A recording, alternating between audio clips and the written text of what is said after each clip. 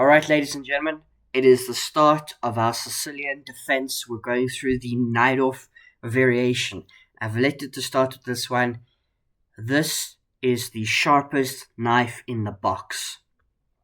If it was a gun, this isn't a pistol, this isn't a rifle, this isn't an RPG, this is a bazooka. This is like a bomb of an opening.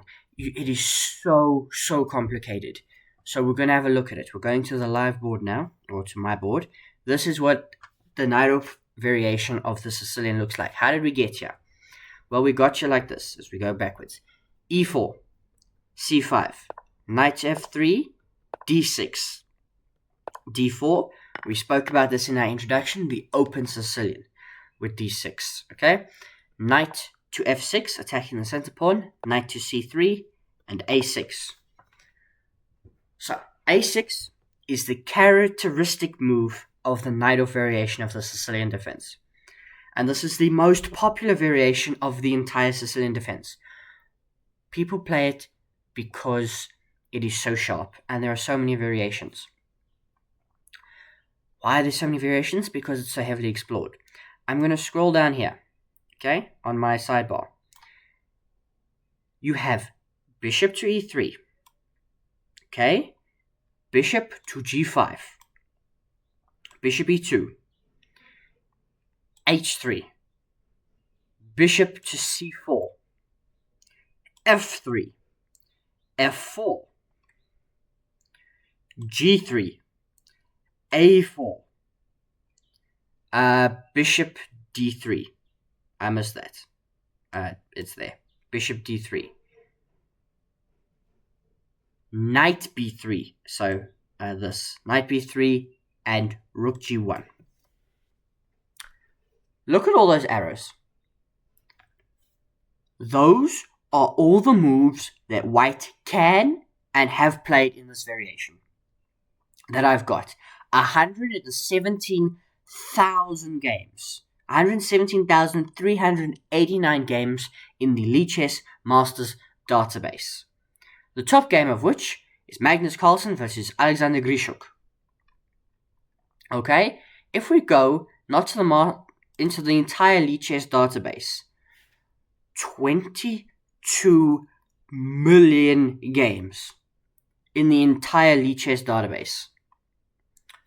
22,910,149 games. This is what we have. We're going to click back into the Masters. So, what are the key plans? In one sense, pawn to A6 is a waiting move because white's got no immediate threats here. So black delays developing their minor pieces because you kind of just stop anything from going to that square. That's why A6 gets played. Flexibility is the key in this opening. So you need to be well prepared with whatever you choose. If you get into the Najdorf, you've got to know what you're doing. So, part of me helping you with that, all the moves will be in the description down below. There'll be a short little blurb about the Sicilian. Underneath that, all the moves, and then, the rest of the description, linked videos, subscribe here, da-da-da-da-da. All the good stuff you have in YouTube descriptions. Okay. So flexibility is the key to this opening. Depending on white's choices, black may develop their queen's knight to C6 or D7. Their light squared bishop to B7. So what do you mean B7? Because A6, B5, and then bishop here. Very common idea in every Sicilian. Particularly when you play A6. Why? Because there are various times you sacrifice the knight. A knight or a piece here because you get in over here. So like a bishop coming here, putting pressure, particularly if E6 gets played and the D pawn's still back there. Primarily, the bishop goes to B7 or to D7. Additionally, black retains the option of playing E6 or E5, depending primarily on white's development of the pieces and white's deployment of the bishop. So we've got, bishop to C4. We've spoken about it. The 15 variations, as the door closes, the 15 variations are moves that can be played. Like you might say, well, where does this bishop go? Well, you've got choices. We've spoken about the choices. This bishop as well has got choices to live by, to die by. You can obviously fianchetto the bishop as well. This knight can get kicked here with various e5s. So let's play the most common line, bishop to d3. You protect the knight, you develop your bishop. Now we get e5. Okay? Knight b3. You might say, why are we keeping the knight there? Why aren't we going back there? It's more useful on b3. Because now, whenever black plays e5 in the Sicilian with d6, that square is a weakness.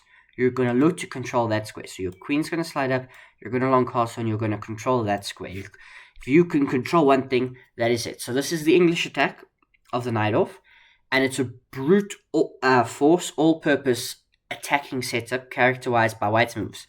Bishop d3, queen d2, f3, and then g4, h4. Remember, what did we say in the introduction? Black comes down here with, queen, rook, pawns. White goes over here. We're going to long castle, queen d2, long castles, rook g1, and we're going to go. We're going to fight. Okay, so we go back. Instead of bishop to e3. The second main line, bishop to g5. Immediately attacking the knight. This forces, in most games, e6. Not e5, e6. Now we support our pawn with f4.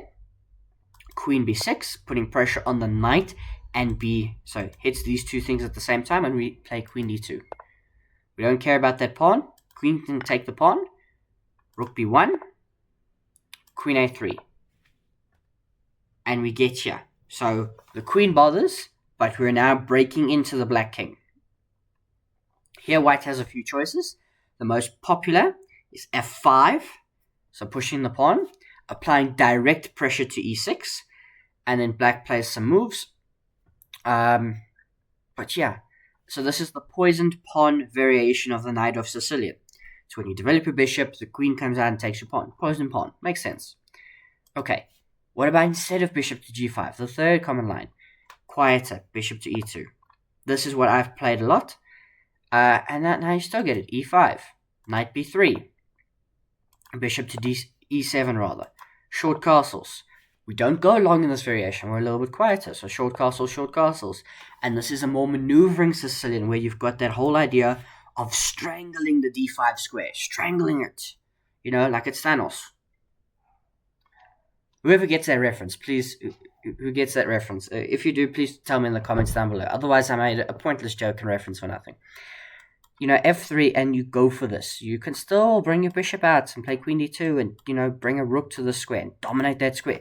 Because if black can successfully play d5, all their problems will be sorted. Because remember, they'll go here, they'll develop the bishop, the knight will come here or here. They've still got open c-file to cause you problems on the queen side. Just because they're not attacking a king doesn't mean they can't cause you problems on the queen side. Okay, one final look.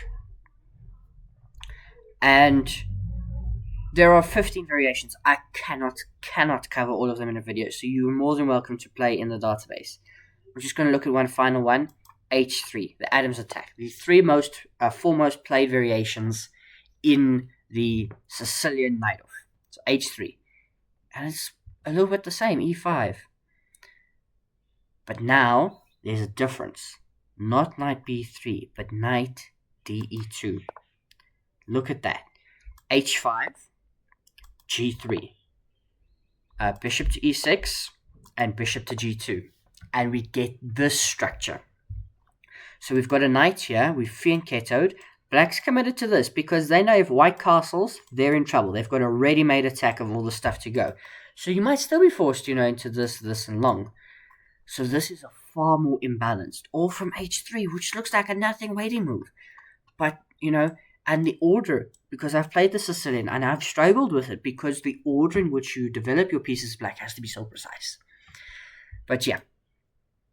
So this quickly gets us, to move 9. And you'd say, well, no one's really done anything stupid. So we've traded the pawns. We've still got this, which is a problem. You're still looking to play this as black. So you're prepping it. Your bishop's here, your queen's still behind the pawn. And white's doing everything in their power to make sure you can't do it. They've got their knight, they've got the queen. This bishop will move out, maybe to here. And you create a pin, and you could play queen d2 and still long castles. Because you don't want any of the smoke here on the king side. So you tell me down below, what's your favorite variation? Maybe you're a freak. You're a freak. You don't care. So you're going to play, in this variation, instead of the atoms, you're going to play a freak attack. Rook G1. Let me know down below.